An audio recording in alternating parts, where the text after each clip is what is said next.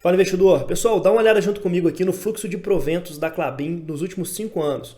Olha só que coisa interessante, em 2019 ela pagou 5% de yield, em 2020 e 2021 não pagou praticamente nada de dividendos para os seus acionistas, só que em 2022 ela já retoma o crescimento desse dividend yield e se a gente considerar o que foi pago agora no ano de 2023, ela teve um yield de 7,3% nos últimos 12 meses.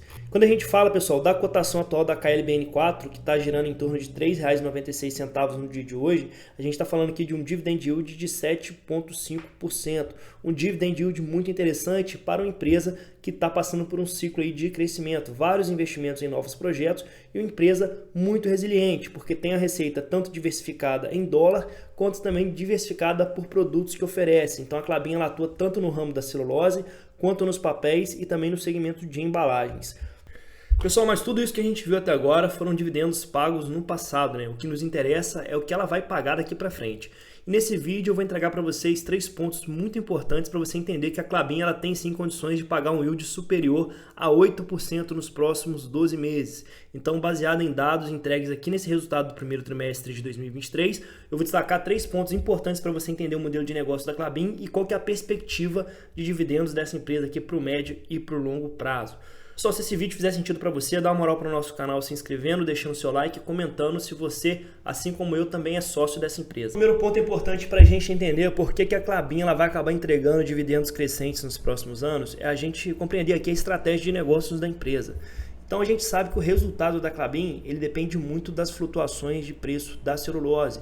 Então em momentos no qual a celulose ela está super valorizada no mercado, a Klabin ela tende a entregar um resultado muito acima da média. E o contrário, pessoal, também é verdadeiro. Em momentos onde existe pouca demanda pela celulose no mercado global, a tendência é que os resultados da Klabin eles acabam sendo mais pressionados. E qualquer estratégia da Klabin para não ficar tão refém dos ciclos de preço dessa commodity. Com isso, pessoal, a Klabin acabou se alavancando bastante para tirar do papel 2 grandes projetos que vão aumentar bastante a capacidade produtiva desse segmento aqui de papéis e embalagens. E esse segmento aqui ele é muito menos suscetível aos ciclos de preço, porque eles não são produtos comoditizados, tá? Então, para não ficar tão refém do ciclo de preço da celulose, a Klabin deu início ao projeto Puma 1 e o projeto Puma 2, visando proteger muito mais seus resultados no longo prazo. Isso a empresa ela acabou se alavancando bastante para tirar os 2 projetos do papel que fazem parte da sua estratégia de não depender tanto do ciclo de preço da celulose, mas em função disso ela ficou bastante alavancada, tanto que se a gente olha para a alavancagem da empresa em março de 2020, a gente fica até um pouco assustado, né? Dívida líquida sobre EBITDA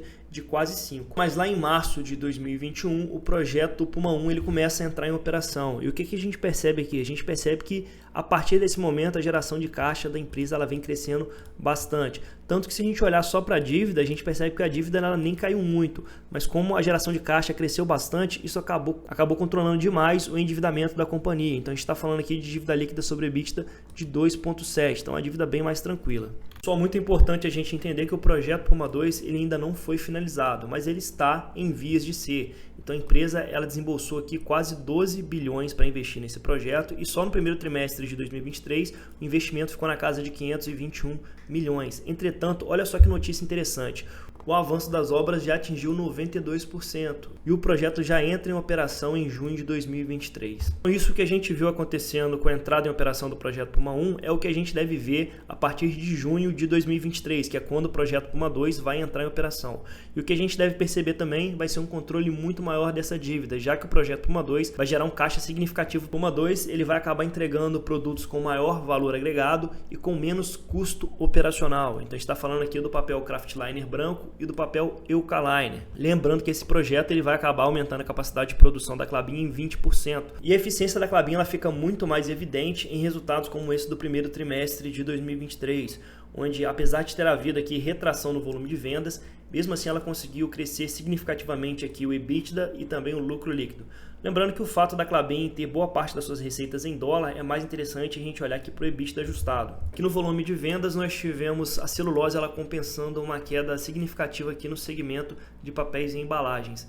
A Klabin ela é bastante interessante para uma carteira porque ela tem essa característica defensiva, né? Em momentos favoráveis do ciclo, ela pode segurar um pouco mais a produção de papel e vender mais celulose. Então a Klabin ela acaba trazendo uma diversificação adicional para a nossa carteira de investimentos, principalmente porque boa parte aqui das receitas elas são oriundas do mercado externo. Então praticamente metade do volume de vendas ele foi destinado aqui ao mercado externo.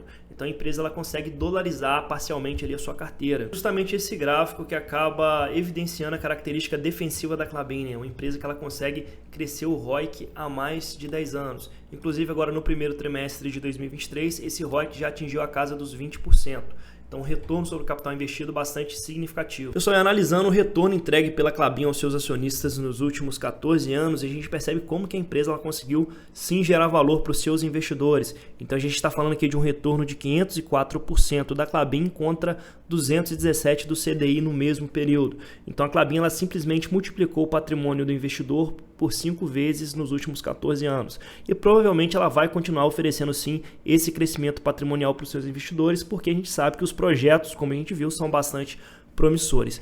A empresa é bastante resiliente, ela consegue sim proteger a sua carteira. Pessoal, agora o fato da Klabin ela ser uma empresa um pouco mais cíclica acaba tornando a cotação dessa empresa bastante volátil também. E se você quiser ter uma eficiência maior no seu acúmulo patrimonial, é bastante interessante que você aproveite justamente esses momentos aqui de queda do ciclo, onde a empresa está mais depreciada, com altas taxas de desconto e apresentando resultados sólidos, como é o atual momento. Então a Klabin agora está sendo negociada por um valor inferior a R$ 4,00, sendo que a empresa chegou a custar quase R$ 6,00 lá em março de 2021. Então é interessante que você aproveite justamente esses momentos aqui de queda para você reforçar sua posição e reinvista os dividendos, obviamente, para você ter esse resultado aqui impressionante no longo prazo. Então a gente está falando aqui de uma empresa que tem uma margem EBITDA de 40%, uma margem líquida de 23% e está trabalhando atualmente com um ROIC na casa dos 20%. E hoje, quando a gente olha para a métrica de EV/EBITDA, a gente percebe que a empresa está sendo negociada bem abaixo dos seus múltiplos históricos. E, além de tudo, pagando um dividend yield próximo de 8%. Então, foi por isso que no mês passado eu consegui comprar aí uma quantidade bastante substancial de Klabin, pagando R$ 3,65, trazendo aqui para a minha carteira previdenciária, visando proteger a minha carteira tanto das flutuações cambiais, como trazendo uma empresa que tem um modelo de negócios extremamente resiliente para o longo prazo. Meu amigo, espero que você tenha gostado desse vídeo. Se você gostou, peço que você deixe seu like para fortalecer o canal e deixe um comentário também para a gente.